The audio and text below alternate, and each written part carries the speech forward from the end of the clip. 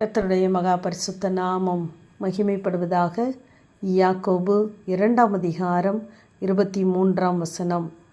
Abraham தேவனை விசுவாசித்தான், அது அவனுக்கு நீதியாக எண்ணப்பட்டது என்கிற வேத வாக்கியம் நிறைவேறிற்று. அவன் தேவனுடைய சிநேகிதன் எனப்பட்டான் என்று நாம் வாசிக்கிறோம். ஆபிரகாம் தேவனை விசுவாசித்தான். இந்த ஆபிரகாம் விசுவாசிகளின் தகப்பனாக பார்க்கப்படுகிறான். ஆனால் இந்த ஆபிரகாம் தேவனுடைய பார்வையிலே எப்படிப்பட்டவனாய் இருக்கிறான் என்றால் சிநேகிதனாக எண்ணப்படுகிறான். நாமும் தேவனுக்கு சிநேகிதர்களாய் மாற வேண்டுமென்றால் நம்முடைய உள்ளத்தில் இருக்கிறவைகளையெல்லாம் நாம் தேவனுக்கு தெரியப்படுத்துகிறவர்களாய் இருக்க வேண்டும். ஏனென்றால் சிநேகிதர்களிடத்திலே நாம் எதையும் மறைப்பதில்லை, அவர்களிடத்திலே நாம் எல்லாவற்றையும் வெளிப்படுத்துகிறோம்.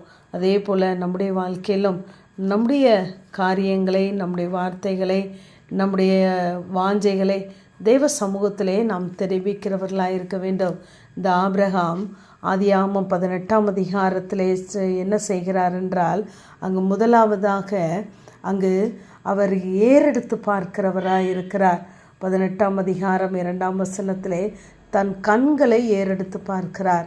நாமும் எல்லா சூழ்நிலைகளை பாராதபடி, மனிதர்களை பாராதபடி கர்த்தரை மாத்திரம் நோக்கி பார்க்கிற அனுபவம் நமக்குள்ளாய் வேண்டும்.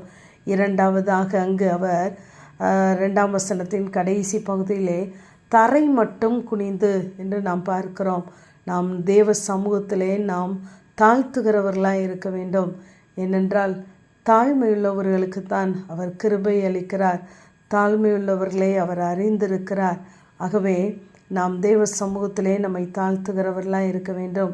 மூன்றாவதாக அதே 18ஆம் அதிகாரம் 16ஆம் வசனத்திலே நாம் பார்க்கும் பொழுது ஆபிரகாம் அவர்களோடு கூட போனான் என்று சொல்லி பார்க்கிறோம். நாமும் கூட தேவனோடு கூட நடக்கிறவர்களாய், எல்லா சூழ்நிலைகளிலும் அவரை விட்டு பிரியாதவர்களாய் நாம் இருக்க வேண்டும். தேவ சமூகத்தை வாஞ்சிக்கிறவர்களாய் இருக்க வேண்டும். அடுத்ததாக 22ஆம் வசனத்திலே பின்னும் கர்த்தருக்கு முன்பாக நின்று கொண்டிருந்தான் என்று நாம் பார்க்கிறோம். நின்றான் என்று இல்லை, எல்லா சூழ்நிலைகளிலும் கர்த்தருக்கு முன்பதாக கர்த்தரை நாம் முன்வைத்து நாம் நடக்கிறவர்களாக இருப்போமானால் தேவனுக்கு சிநேகிதர்களாக பார்க்கப்படுவோம். எல்லா சூழ்நிலைகளிலும் கர்த்தருக்கு முன்பதாக நாம் நிற்போம். நாம் மனிதருக்கு முன்பதாக நிற்பதற்கு முன்பதாக தேவ சமூகத்திலே நாம் ஏறெடுக்கப்படுகிற ஜெபங்களை, நம்முடைய வேண்டுதல்களை, விண்ணப்பங்களை வைத்து நிற்போமானால் நிச்சயமாகவே நம்முடைய இருதயத்தில் உள்ளதை நாம் அவருக்கு தெரியப்படுத்துகிறவர்களாக இருப்பதோடு மாத்திரமல்ல, நாம் அவரை நம்புகிறதினால்தான் நாம் தெரியப்படுத்துகிறதினால்தான் நாம் சிநேகிதர்களாய் மாறுகிறோம். ஐந்தாவதாக நாம் 23ஆம் வசனத்தை பார்ப்போமானால் ஆபிரகாம் சமீபித்தான் என்று பார்க்கிறோம். சமீபமாய் சேர்ந்து என்று நாம் தேவனுடைய வார்த்தைகளை ஒவ்வொரு நாளும் கேட்கிறோம். அவருடைய வசனத்தினால் நாம் உயிர்ப்பிக்கப்படுகிறோம், பலப்படுகிறோம். அந்த வார்த்தையினாலே நாம் ஒவ்வொரு நாளும் தெய்வ சமூகத்தை கிட்டி சேருகிறவர்களாய் இருக்க வேண்டும். இன்று இருந்தது போல நாளை அப்படியல்ல. நாம் கேட்கிற வார்த்தைகளை நாம் கேட்கிறவர்களாய் மாத்திரமல்ல, அதன்படி செய்கிறவர்களாய் இருக்கும் பொழுது நாம் நிச்சயமாகவே தேவனுடைய சமூகத்தை கிட்டி சேருகிறவர்களாக இருக்கிறோம்.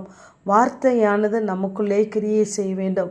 ஆகவே இப்படிப்பட்ட இந்த 5 காரியங்கள் நம்முடைய வாழ்க்கையிலே காணப்படுமானால் நாம் நிச்சயமாகவே தேவனுடைய சிநேகிதனாக பார்க்கப்படுவோம். இந்த ஆபிரகாம் தேவனுடைய சிநேகிதனாக இருந்ததினால்தான் கர்த்தருடைய சமூகத்தை அவன் நோக்கி பார்க்கிறவனாக இருந்தான். தன்னை தரை மட்டும் தாழ்த்துகிறவனாய் இருந்தார். அவரோடு கூட நடக்கிற அனுபவம் இருந்தது. அவருக்கு முன்பாக நிற்கிற அந்த காரியங்களை அவன் செய்தான். சமீபமாய் சேர்ந்தான். வார்த்தைகளை கொண்டு தேவனுடைய சமூகத்தை கிட்டி சேர்ந்தான். நாமும் நம்முடைய வாழ்க்கையிலே இந்த காரியங்களை செய்வோம். நிச்சயமாகவே தேவனோடு கூட நாம் ஐக்கியப்பட்டவர்களாய், சிநேகிதர்களாய் மாற்றப்படுவோம். ஆமேன். ஜெபம்.